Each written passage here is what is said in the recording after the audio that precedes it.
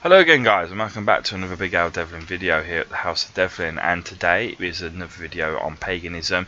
More specifically, it's going to be about the runes and how the runes can be used within magic. That is, how they can be used within Gauda magic, divination, and of course rune magic. Now, I will be 100% truthful with you here right now. I am a Seder folk, so I am one of the heirs of Svartofti. As a result, I do not possess rune sight, and I am not a rune smith. I have no magical capacity in the sense that when I work with the runes give me. I don't see things that other people wouldn't see on the runes. I just see the same as you, and if you're like me, you and I will see the same thing when we look at that rune. We'll see a stone with a rune carved into it. Whereas someone with rune sight can see the runes, whether there's a stone there or not. They can see them, but they'll be able to see the power within that rune if it's of course bound correctly. However, despite this, I am still fairly proficient with the runes, because although I cannot use them exclusively, I can use them as tools to help focus the magic that I can perform, which is Seder magic, and there's a great host of myriad of different things that Seder magic can do. And in different ways it can be focused.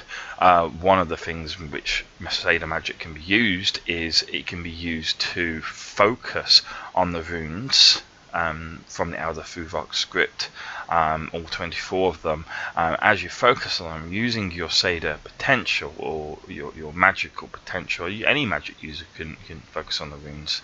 For myself, it was Seder magic. I was able to glimpse secrets from the stones, so to speak. I was able to gain further meaning and further learning from the stones and what they represented, and as a result I managed to create an entire sort of pathway of learning which the stones taught me. Through focusing on the stones, through using Seder magic and focusing on the stones, I was able to glean a learning pathway into basically achieving oneness with not only myself but all that is around me and the universe itself, and ultimately finding that the end result would be of course Dagas or Ophioda, depending on your point of view and your argument that you're trying to make.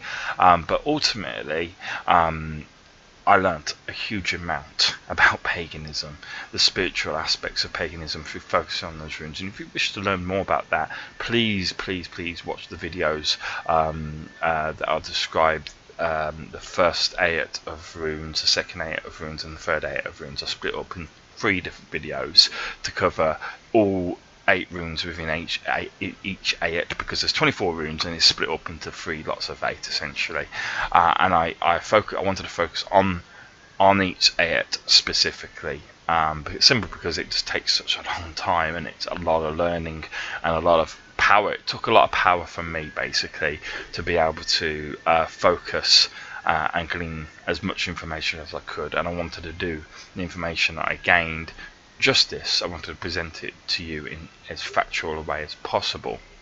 However, today's video and the series of which this video will now represent, which is essentially, I'm going to call the binding of the runes or something like this, will be me talking to you about the runes themselves. I'll give you the introduction into what they mean on a larger scale, which you will have heard already in my previous videos, but nonetheless it's nice to repeat some of the aspects and develop some of the aspects behind it, but I won't focus so much on that. I will give you then essentially references to ancient sources like old Nordic poems that represent which refer to the runes and give further glimpse into what perhaps they meant to be older civilizations that existed out there. And then after that, I will then probably just put in the middle a little video of me making the runes, because I will just show you the runes as I've done a few times here, but I will show you the rune properly in a minute, so that you get it into your mind's eye, so to speak. You understand what I'm talking about. I'll show you how I made my rune stones, so that if you wish to go ahead and make your own rune stones, you can, by all means. Use my creative juices, so to speak, as an inspiration for yourself. But then after that, I will go into the really nitty-gritty of how to use the runes after the making of the rune video, I will go into how the runes can be used in theory, and I say in theory because I can't do this as such, in theory in divination. I can use runes in divinations, but I say I'm using my Sailor magic, but I need to experiment to see if the runes can be used as a focus, simply as a tool to enhance my Sailor magic for divination, and I can describe the different ways in which I'll do that later on. But I will also tell you how to actually intone it, how to pronounce the word, and how sometimes those with the gift of runes and runes, being able to be a runesmith, those who I believe are the Vitki, the ancient, the descendants of Vitki, they are the runesmiths, how the runes would kind of feel to them. So if you see this rune and you have these kind of feelings, then perhaps you are actually a Vitki, which is a type, a big branch essentially of magic practitioners within paganism. There's 3 branches of magic practitioners within paganism, and if you're one of those, then perhaps go check out some of my other videos and learn a little bit more about yourself. Put it in the comments and I will research it furthermore for you as best as possible to help guide you down your magical path, so to speak. Because as I say, I'm Sailor folk, I can guide other Sailor folk individuals, but I can't necessarily guide others. But I can because I know what magic is and I know what it feels like, but I can't help you with certain things that are just simply exclusive to yourself. So I can't really give you personal experience of what divination is going to feel like using and focusing just purely using runes, but I can give you my experience of divination through Sailor and how the runes may guide me on that. I will tell you how to intone them, and when you're intoning them, how they will feel to you if you are a runesmith, and most importantly, all magic practitioners, if you do have any of the old blood within you, whether you're a Vitki, whether you are a descendant of Vidolf, Vitki or Svarthofdi, it doesn't matter. You will be able to perform the magic of Gauda, and that is what I will teach you at the end, what the rune could be used for in Gauda. And I'm sure there are other ways in which to use certain runes. This is my sort of basic premise and basic understanding of the rune itself within Gauda magic.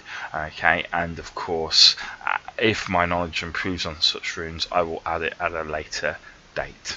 Okay, so what I'm going to do now is I'm just going to talk to you, show you what the rune FEHU looks like, show you the rune itself.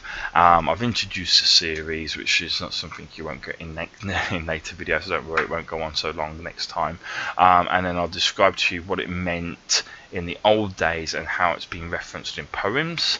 Then I will show you a video of me making the rune stone, and then I will talk to you about how it's used in the spells. Okay? So the rune that we are looking at today is the rune of FEHU, which is here, okay, and I've carved it into this stone here and I've painted around it just to give it a little bit of contrast, make it easier to see. Now the rune of FEHU is basically the desire or the seeking out process to fulfill any potential situation that is ahead of you and that is not yet realized. Essentially, it is what makes fate want to do what it does. Okay, fate goes out and fulfills possibilities and probabilities, and FEHU represents that desire or that seeking out process that fate fulfills when it does so. And so really it can represent, and keep this in your mind for later when it comes to magic, it can represent desire and other things related to desire. But traditionally what it represents is wealth, believe it or not, or currency, because this actually represents a domestic cattle. Okay, I suppose you put it on its side a bit like that. I don't know, does that look like a cow to you? Not to me, but maybe for those of you with a bit more creative minds might be able to see it. But this does represent 100% cattle, domesticated cattle, which was in the old days a form of currency. It was a hard currency. A cow was worth an X number of apples or this amount of field or whatever. Cattle had a set value, so to speak, and so you could measure your wealth upon the amount of cattle that you had, domesticated cattle on your farmstead, for example. So that's why it was essentially a currency. It's not something you can put into your pocket very easily, like money, paper money of nowadays, or coins of the current day and old days. But it does represent essentially an ancient barter system, and that's why it has an association with wealth. Now, I'm just going to put this down, guys, so just get this into your mind's eye, because my arm is getting achy holding it up for so long. It's not the most comfortable position.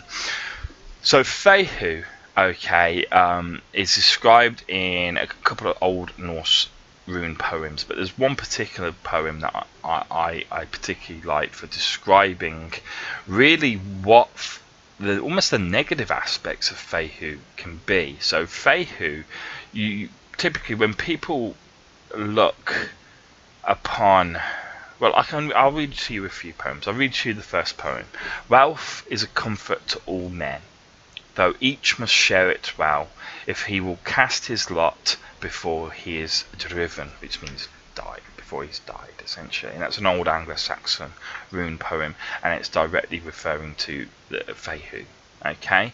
However, there was another Norse poem that refers directly to FEHU, and it goes, wealth, well, it doesn't say wealth, it just says is a source of discord, but it's referring to wealth. Wealth is a source of discord amongst kinsmen. The wolf lives in the forest. And we'll analyse this poem and exactly what it means now. Okay, so if we break it down into two parts, essentially, a first part and a second part. The first part of the poem is, wealth is a source of discord amongst kinsmen.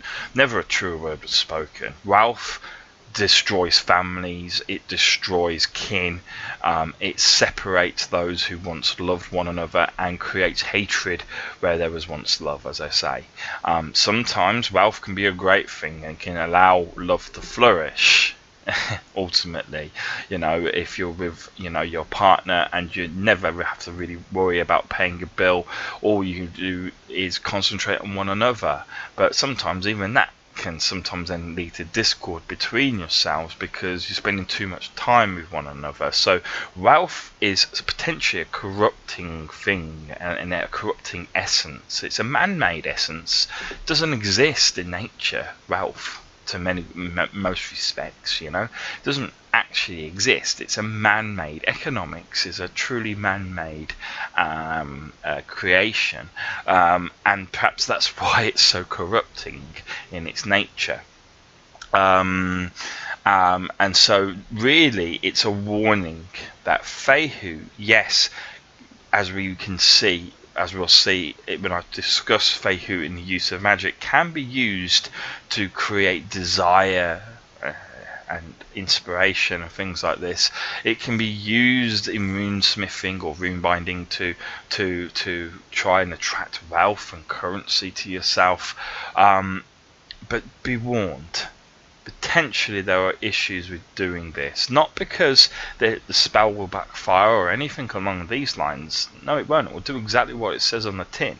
It will give you wealth, but transient wealth. Okay, it will not aid you. Potentially transient wealth. It will not aid you in saving the money. It will not aid you in keeping the money or putting it away for a rainy day. It will just simply attract money to you, and if money comes easy, well, you know the old saying, easy come, easy go. So really the warning comes from that. But any more warnings than that, then you start looking at your sources and going, this is a Christian or, you know, a non-pagan way of looking at the runes, because pagans do not look at magic as being, well, if you do this you get something, but there's a payback to be given to you. You can place a curse as a pagan on someone and fuck all will come back at you. Okay, I'm telling you that now, someone who knows how to place curses. You can place curses with no risk to yourself whatsoever. There's just one curse based upon the FEHU rune that can sometimes swing back and cause sort of focus on the user, but that's when it's used poorly, and then it's used and it's a Seder curse, but when it's been used poorly and without care, I suppose.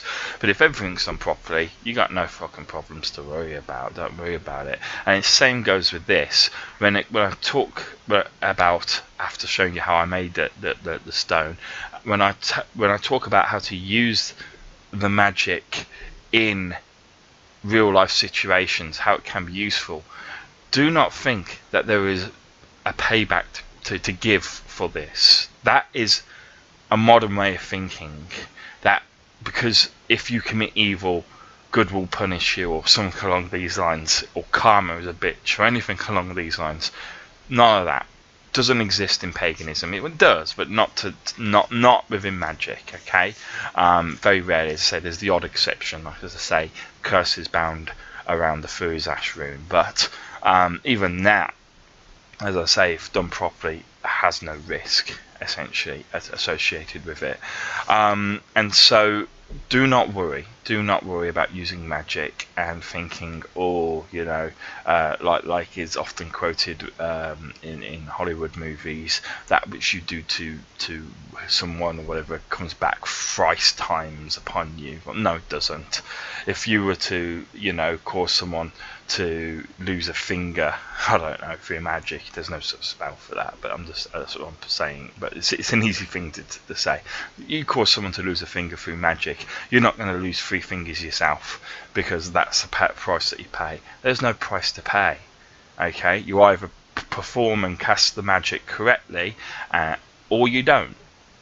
And with some spells, yes, there may be a backfire if you don't use it correctly, but I only know of one off the top of my head that can do that, and even then it's try again tomorrow, kind of thing. Anyway, I've gone a little bit off topic. If you know my videos, you'll know that I do this. I go off topic and I sort of wander, so to speak, and talk about other things. But it's an interesting way to learn about paganism, runes, magic, whatever we're talking about at the time. Okay, so if we look at the poem that I just read, as I say, I'll just go over it again because it's been a little while because of me waffling on. But wealth is a source of discord amongst kinsmen. The wolf lives in the forest. Okay, so let's look at the first part. Wealth is a source of discord amongst kinsmen. Sorry, this is my amnesia playing on me. We've talked about this. Okay, it's true. Wealth can cause people to hate one another and fall out with one another. It's just a warning to say that basically when you do use FEHU magic, be careful, because if it does draw wealth, or if you do start influencing people's desires and stuff like this, there can be a social impact that has if you don't prepare for it correctly. Okay, but then if we look at the next part, the wolf lives in the forest. Okay, what does that refer to? That seems a very strange reference to make at the end of the poem, but it's actually quite a beautiful reference in many respects, because the wolf lives in the forest. This shows that when one possesses something of value, or something that they give value to, nothing has value around us. I could pick up any object in this room, and yes, it has value, a monetary value. I could pick up the rune stone and say, I don't know, it cost me what, 10, 12 quid to buy the stone, and let's say £5 worth of time making it or something, if I was to charge labour cost or whatever. I could give a value to that stone. Okay, but it also has 0 value. It's only got value because I've added value to it, and it only has value if someone else perceives it as having value also. Do you understand? This is where economics is a man-made concept, but we can still value things that are non-monetary also. we can value our family, we can value our lives, our health. We tend not to. We tend to forget about these things to some degree, especially like our health and things like this, especially when we're young and full of vitality, and we forget about sometimes our family when just life is just going on. We forget about that shit, right? And we tend to get obsessed with material wealth, material possessions, but that's wrong, ultimately. But what this is really representing about the wolf living in the forest, it represents the fear that comes from having stuff. A man who has nothing has very little to fear. A man will always have something in his life. If a man is living, he has something. He has his life at the very least, okay? So a man can always feel fear.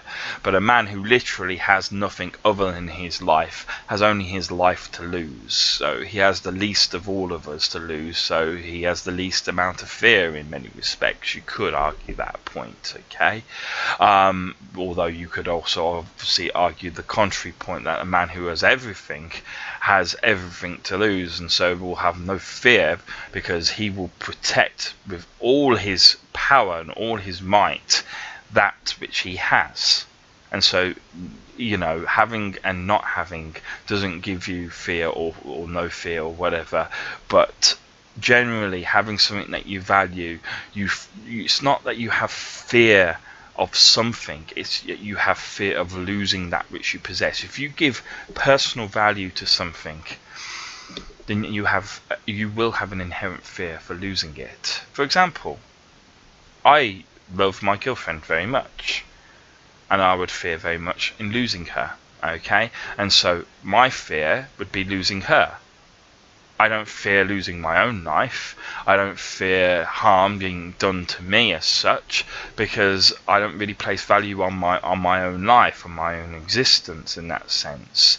My life is beyond that, ultimately. I don't want to get hurt, and I will protect myself, obviously, to stop harm coming to me. But nonetheless, her life is and her health is more valuable to me than my own, and so as a result the fear comes from her losing her health or her losing her life. I have that inherent fear, and thus a want to protect, a need to protect it and maintain it, even, as I say, over my own essence. And so this is where the wolf comes into this poem, The Wolf Lives in the Forest. It's the fear or the need to protect that which we give value to, that does not have material value. This is what the wolf is representing. It's representing the fear of man regards their sort of belief in what negative outside influences could have upon that which they love and value, okay, as a result of that love. And then you could go into the poem even more so. This is why being a pagan in general is a great thing to be, because there's always something to discuss. But that's why I particularly like being Nordic pagan, is because poems have so much to potentially talk about. They're like a labyrinth, you can get lost in them. 2 lines, this poem, and we could continue to discuss this for hours more.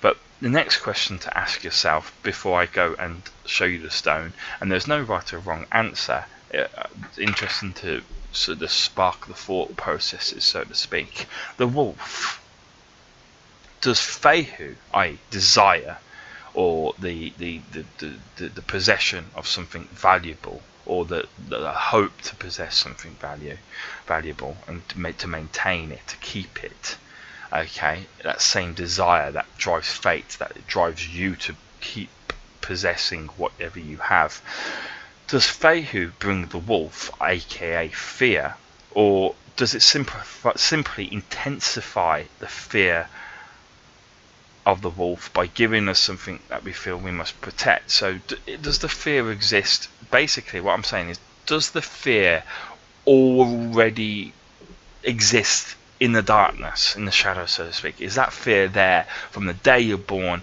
to the day you die? Or is that or was it simply brought there by FEHU? Once FEHU is eliminated, once you become a master of FEHU, does the fear dissipate? Or even if you were to become a master of FEHU, does the wolf remain? Because it's always been in there. It just intensifies the fear that you have when you have FEHU. If you don't go with FEHU, it has an ability to intensify the fear that you have, the fear of loss, essentially. And really, this, looking at that really will bring us into how this rune then interacts, because you need to know about rune interactions as well when it comes to Magic. I won't be going over how to combine runes in Magic to bring different effects until later videos gets more complex, but when you understand what the runes are going on about, you can see immediate links between one rune and another. For example, FEHU is all about desire or inspiration, but we'll get into that later. But desire or want or giving value to something, okay, on a very immediate sense rather than a cosmological sense. And so if you place a value on something, then ultimately, if that thing is subject to the wolf, i.e. Howlaz, what that wolf could represent is the rune of Howlaz, destruction. If that thing begins to suffer from entropy and dissipate, then can it then also then give you Laufey's and thus potentially Issa? And you can see how all these runes then begin to interact.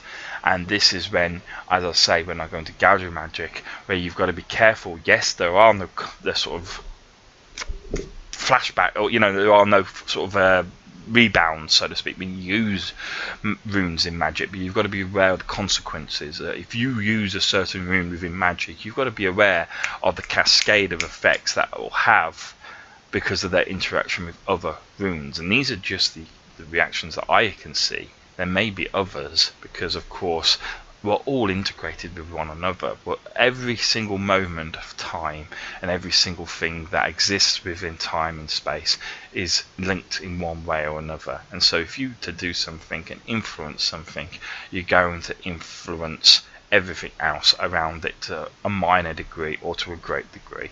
Okay, regardless. Right, let's show you making me the runes, and then we'll go from there talking about how to use the rune in Magic.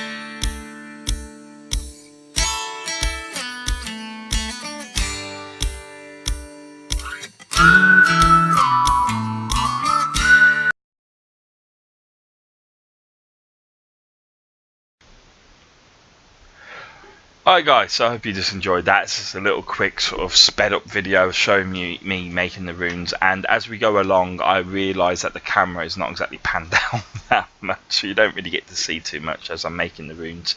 I do pan the camera down for later runes as I make them, so stick with the series, don't worry, you will get to see me use that engraver at one point. But it basically, what I'm doing guys, just to make the stones, is I'm using a voltage powered, that's a mains powered engraver. Okay, in fact my engraver's down here and it's turned on, so I better be careful. It looks like this. Okay, so that's the one that I use. It's a Dremel engraver. Okay, and it comes with a head and different power settings. Okay, so I can change the power and turn it on. That's all I do. I just flick a switch out of the back there. Okay, and that gives me the ability to cut into stone or wood or ceramics or metal or whatever at different powers, essentially in different depths as a result. Okay, and that's all I do for all the stones, is I choose a different power setting and I gradually start increasing the power setting until I get to the depth that I want. I then have an engraved stone, and then I fill the stone with paint. Okay, because I start painting the runes, as you'll see later on. Initially I didn't, but after a while I thought, oh, you know what, it'd be better to paint around those runes just to make it more visible. Okay, right, enough of that shit. Okay, let's get on with it. Right, so how do you pronounce that rune? FEHU. Okay, FEHU, like it's spelt FEHU. Okay, so you could think it's FEHU or something, but it's pronounced FEHU, as in FAYHOO. Okay, so FEHU. It's also got two other pronunciations which I don't know how to pronunciate, which would be the lesser FEHU script and the Anglo-Saxon script. In the lesser script it's known as FEHU, I think it is FEOH, and in the Anglo-Saxon script it's Fe, Fe, okay, which is the chemical symbol for iron. So I think that's just a coincidence. Okay, so right, so if you are, let's start with the stuff that I don't really know that much about, because that way I won't just go off any discussion. I'll be simply telling you the facts that I've read. They may be right, they may be wrong, but it will certainly give you something to work with and then go further with. Okay, the first one is when you intone FEHU, FEHU, that's intoning FEHU, FEHU. I don't get nothing when I do that. Okay, it's not because I'm, you know, when I do it in Gouda, yes, I do get something out of it, but there's intention behind the words. Okay, and I suppose it's just me using the words to use my Seder magic to bring out an effect. It's the Seder magic that's doing the effect, not the words. Okay, and so I use Gouda magic even to express Seder magic outwardly, and I can do so with some of the runes without even intoning the runes. So I can just think of the shape of the rune. So for example, I use the rune Uruz a lot, so instead of going ooze, ooze, ooze, ooze, ooze to intone strength, I can feel myself getting stronger there. I can just simply picture it in my head, the symbol of Uruz, and get stronger, okay, for a short period of time. Okay, now it's better to do what I've just done, where you intone it again and again and again, and then picture it in your mind, and then go in there, and it can help psych you up quite a bit. That's one of my secrets as to my most recent successes regards the gym recently. If you like the gym, guys, I do have training videos out here on YouTube. Feel free to watch them. I hope you enjoy them. My latest one is blood, sweat and weights. And that's around the time when I started using incantations. Okay, now the only reason I started using Gouda magic silently, even though in theory that's not Gouda magic anymore, it's still, well, as I say, I use Seder magic, but I use Gouda to sort of focus the magic, I suppose, is the way to do it. But the reason I think of it in my head is because if I have a training partner with me, I don't want to scare the shit out of them by making weird sounds all the time, make them thinking I'm a weirdo or whatever. Okay, now when you intone FEHU, if you are a runesmith, if you are, as I say, the Volvers, yes, the Volvers, the Vitki, and Svarthafdi are the the Volvers, the Vitki, sorry, and the Sailor folk are the 3 types of magic practitioners. I believe. No, oh god, I don't know. The Volvers, I think it's the Vitki. I think it's the Vitki that are the branch and magical users that practice runesmithing and have a natural rune sight and the ability to work with runes, feel the power on them. So they'd have the stone of that in their hand. They'd place a hand here and they'd feel like vibrations coming off it, things like this. Okay, I don't get any of that. Okay, and they would be the ones who use the runes in divination, and they would be using the power of the runes, all the bones, because they can use bones as well. They don't need rune stones to foretell the future, see the past, and so on and so forth. I will talk you through how to do that, but I don't know whether it works or not, because it doesn't work for me. But that's because it wouldn't work for me. I'm of the wrong bloodline. Okay, but if you are of that bloodline, when you go FEHU and you intone it correctly, okay, FEHU, FEHU, FEHU, that kind of thing, okay, you will gain a feeling of energy, supposedly, of youth and freshness. It will feel young and fresh. You may see or associate with the sound the colour yellow or a golden, like sort of yellow, that you would often associate with corn, for example, or gold. And the essence of FEHU itself is supposedly fresh and untainted, and the energy itself is raw because it is bright and hopeful. And I can kind of get why it's seen like this, because FEHU is the beginning of the Fuvok script. It is the desire and the hope for all the potential ahead of you to be fulfilled. It's the beginning of life. It's the beginning of everything. The beginning of any moment always starts off with FEHU, so it's always got that hope of, oh, I wonder what's going to come up, or I'm so excited that I get to complete this action, so on and so forth. And so I can see where all this kind of comes from, but whether it's bullshit or not, guys, I'm going to leave that down to you. If there are any runesmiths or rune singers, I think sometimes they're called, then please tell me, is this the way a rune feels to you? Okay, the other one is the runes in divination. So typically speaking, the way that you would use the runes in divination, okay, is you would have in front of you, either in your mind's eye, or you would create a board if you wanted to be particularly elaborate. You would have, say here, you would have the distant past. Here you would have the immediate past, i.e. what happened in the last sort of couple of days or couple of weeks. Okay, here you would have present day, the immediate future, which is the same as the immediate past, that sort of time frame, and then you would have the distant future, which could be a few years from now, if not a few decades. And what you would do is you would take a handful of stones out of a bag, for example, like I have here. I sell my stones. You'd take them out of the bags and you would cast them, or you would cast the bones.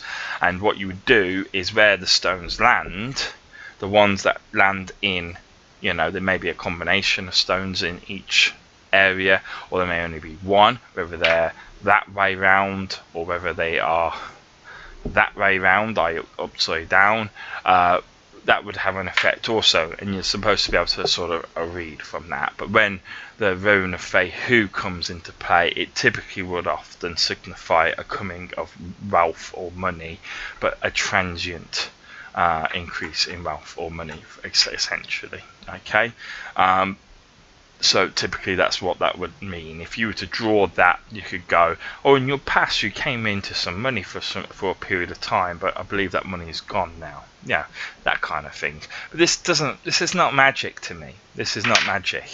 Obviously, people with rune sight would be able to see far deeper than that, but that's not magic.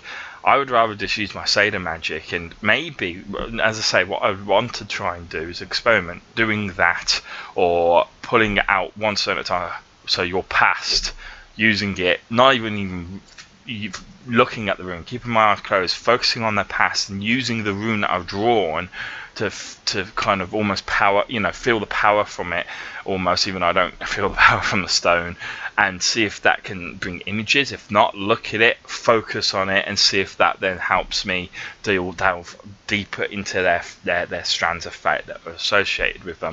And if all else fails, fuck it, get rid of the runes and just use my Seder magic. But if it helped focus and get some really specific information in divination, could be quite useful. So it is something I'm going to try. I'll try on video, I'll try it with someone, maybe try and read their past and their future using the stones as a focus. If it's a fail, it's a fail, who cares? As I say, I've always got my Seder magic because I'm a Seder folk, so I've got Seder magic to fall upon. But it'd be interesting to see if the runes can actually improve, or certainly work with your Seder magic and guide you to some extent into delving into certain aspects of their lives, so to speak. As I say, just simply acting as a focus, as a tool. It's like, for example, if you're a builder, you can have a hand screwdriver and you can screw everything in, and you'll get the job done, and you'll get the job done well eventually, but it'll take a while. But maybe having this is like having a power screwdriver, a power tool, like where you go, it's drilled in, and the time and the work, it's better, it's higher quality, and it's done far quicker. So it might just act like that. It might just speed things up, just like some of the things that I do within Seder magic. For example, when I enter my trances, for example, that when I use a metronome drum, for example, when I use sense, these are all just tools that just make it a little bit better. It's like giving me power tools. I'm the one fueling it. I'm the electricity powering the tool, and I'm the builder using the tool. I'm everything but the tool, but the tool is still there helping me, if you know what I mean. Okay, and I can do it without the tool, but it's a lot harder, or takes a lot more energy. So it'd be interesting to see how it can be used. And I will. There you go. It's giving me an idea on a video using the runes in divination. Can it be done by someone who is not a runesmith? However, what I can talk to you about is how to use FEHU in Gelder. Okay, so when you read most sources on how to use FEHU in Gelder, I will quote directly now a very well respected source, okay, for pagan magic, and it shows you not the corruption, because it's wrong to say it's corrupt, but to show you the commercialization and how commercialization has affected people's brains and addled them, as okay, because they go here using FEHU in Gelder. So they specifically have said it's not like it's open to interpretation. They're saying this is how you use FEHU in Gelder. Okay, the FEHU rune, I'm quoting word for word here, can be used to attract wealth. So far, nothing wrong. That's correct. Okay. It can be used as a symbol in your wallet or drawn onto pay slips or bank statements. And it goes on then talking about its transient nature, which again, as I say, doesn't actually apply. Pagans can use magic and not really worry about a backlash, so to speak. Yes, it is transient. Yes, FEHU doesn't give permanent wealth, but it can attract money for a short period of time, for example. But does anyone notice the problem in that statement I've just read? And this is from a very well respected source, so it shows you can't trust what you read and what you hear. You have to learn the stuff yourself. You have to use that higher consciousness that I've described in previous videos to learn knowledge for yourself directly from the spirit realms. What's wrong with it? They're talking about drawing on physical objects, your wallets, your pay slips, so on and so forth, bank statements, the rune, and they're calling that gouger magic. Galdor magic is incantation. Galdor magic is expressing the sound of this rune outwardly, or focusing it into your head, like I said, like I've done before, where you can kind of focus it on your head, you know, in your mind's eye, so to speak. But it's not as powerful when you do that, and you have to be quite good when you to achieve that. Most people will have to incantate this and repeat it again and again and again for it to have power. And they've got to believe in it, and they've got to have that connection. They've got to have that magical element to themselves for that rune to work. Galdor magic is incantation. It's not drawing on shit.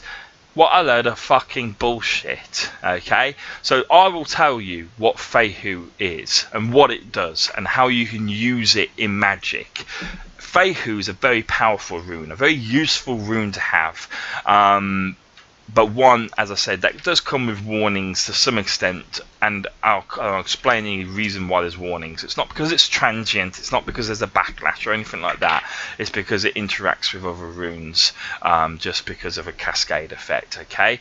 If you intone FEHU in Galdor magic, FEHU represents desire, okay? And desire is very similar to inspiration.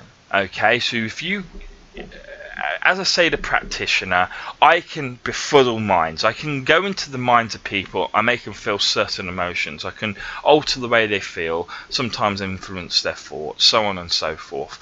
And yes, okay, you could argue it's my Sailor Magic doing that, but it's through knowing the runes that allows me to express that Sailor Magic and use it to befuddle and change minds.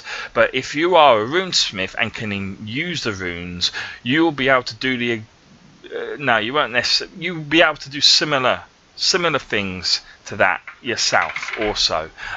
Because Galdor magic is a magic that all magical practitioners can use. Okay, and so really, it's not really my Sailor Magic. It is my Sailor Magic using the Galdor to express itself, but the runesmith is using his rune magic to express his magic through Galdor to do the same things that this can potentially do. Okay, and FEHU, when you incant FEHU, what you can do is you can do one of two things. You can, well, when you enchant FEHU, you normally have to focus it either on yourself or someone else. That goes with pretty much every rune, okay? But typically, if you were to do it on yourself, it would typically be used on someone else, okay?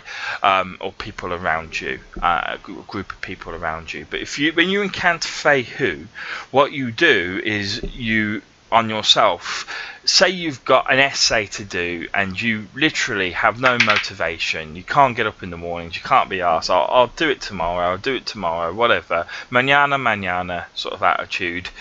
Using FEHU, you constantly incanting it even. What that can do is it can give you desire, it can give you inspiration, it can give you not intention, that's something that's another rune, but it can give you inspiration through desire to want to complete something, okay? And if you associate that rune with the completion and focus it on the completion of something, it can give you the energy and the motivation, more importantly, to go and get shit done, okay?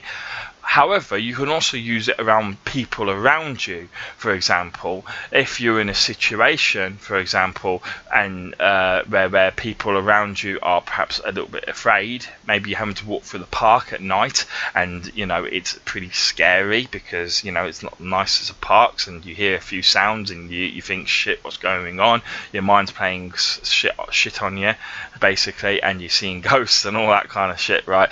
And you just want to get home.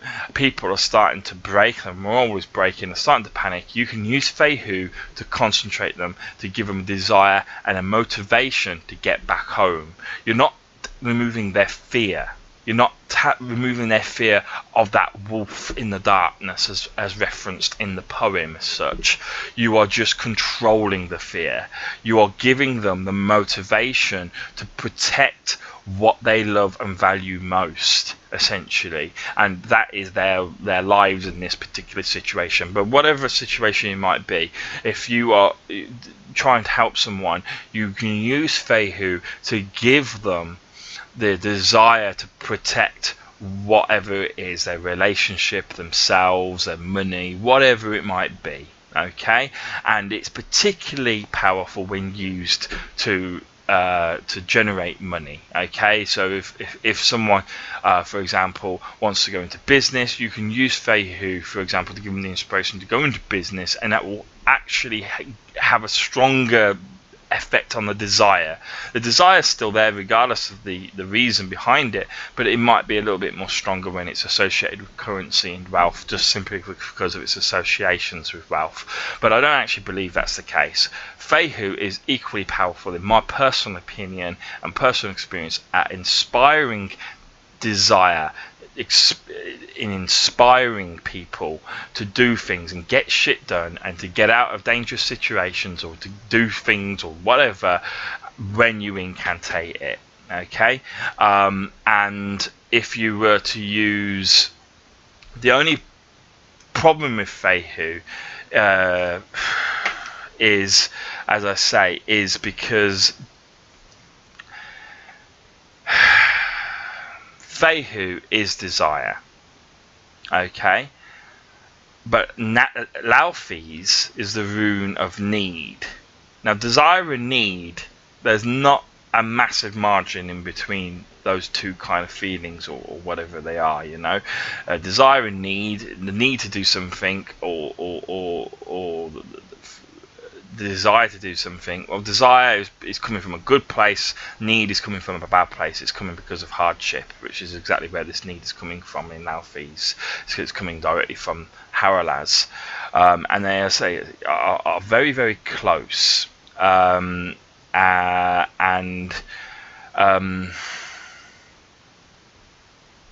The only thing that makes them different is your experience of them. They're pretty much the same emotion, it's just your experience of them, i.e. what comes before. Is it something good, i.e. something that's inspiring you to go out and do stuff, or is it something bad, the loss of something? And the problem is, if you use FEHU too much, you're causing creation, essentially, but then those people may get attached to that creational aspect of FEHU, that the desire that you've given them. And when that desire, which is very transient, desire is transient. You want something, and 5 minutes later you want something else. You get distracted again, 5 minutes later you want something else. And that is why they say FEHU is transient. It's not transient in the way that it gives you money. The way it attracts money is transient. No, it's not transient. It's just that your focus on getting money is transient. Okay, your dedication that the FEHU originally gives you is transient, because it's human nature to move on to other things. But the problem is if you use FEHU on people to try and help them, but give them a little bit too much, that FEHU can actually turn into, can be essentially attacked by Haralaz, i.e. the wolf, and can create fear within them. And so instead of giving them desire and inspiration, you can actually create within them a fear to go out and achieve things, which might be your intention. FEHU can be used as a curse in that sense, in Majik, because if you use it in such a manner where you focus it not on the desire to create, but the desire to maintain and hold on to things, then you can twist that desire and turn it into use essentially the natural Haralaz that will exist, the natural degradation of things, the natural entropy of things, to create essentially a Laufey's experience within the individual, and possibly spark them into experiencing what is described as a Isa, essentially. And no one really wants to be an Isa, because Isa is a standstill. Isa is where you are no longer progressing in your life, and that is where FEHU potentially, if you use it incorrectly, you can cause this on good people you're trying to help. You can really put them in an emotional low. But at the same time, you can use it and twist it, and as I say, by understanding the rune and its interaction and its close relationship with Laufey's Issa, Haralaz, essentially, by understanding that poem about, you know, Ralph is the source of discord amongst kinsmen, the wolf lies in the forest. Well, if you know and understand that poem and understand that it's referencing the runes in this case of Haralaz, Issa and Laufey, and saying how closely related essentially they are to FEHU, and how FEHU can indirectly cause these things to occur, well, then you've got yourself a curse. Okay, and so, as I say, you might be intentionally using it as a curse, but most of the time when it happens, you're actually trying to help the people or help yourself. For example, you might be trying to give yourself a desire to do something, but you create despair as a result, because Laufey is need, but it is also despair. Or Issa really is despair, actually. Laufey is a need that is generated through hardship, but Issa is a despair. And so instead of giving them inspiration, instead of giving them desire, it's time to put the room back, and instead of giving them desire, you will in fact be putting into the person despair. That's the ultimate end point of using FEHU, either incorrectly or for negative things. And so what I would say is, when you perform magic, yes, understand pagan magic doesn't have, you know, sort of, as I say, punishments for using magic. It doesn't come at a price, okay? But if you don't understand the magic, or use it and as a result use it incorrectly, you can actually go out and harm good people, okay? So learn the magic, study it, study the runes, study whatever type of magic you may have within you, understand it, and don't use it until you fully understand. Well, you never fully understand it, but don't use it until you've got a really strong grasp of what you're doing, and don't follow idiots, okay? As I read that excerpt out for you, telling you about putting runes on your wallet and stuff like that. Yes, you can do that. That's called rune smithing or rune binding. You can put it on things to try to attract Ralph, but that's called superstition more than anything. It could work, and if done by a proper runesmith, it probably would work, because they would be able to imbibe the rune with the power that the rune represents, with the sound, the power of the sound that the rune represents, the power of the universe, essentially, or the desire of the universe. And so if they can do that, if they can infuse the rune with that power, then yeah, of course it will work. But you need to find a genuine runesmith for that to work. If you just go and write FEHU all over your stuff that carries money, ain't gonna help you. Okay, you need a charm man for that, and that's or a runesmith, and they're two very specific types of magic users. Okay, enough said. Thank you for watching. See you soon.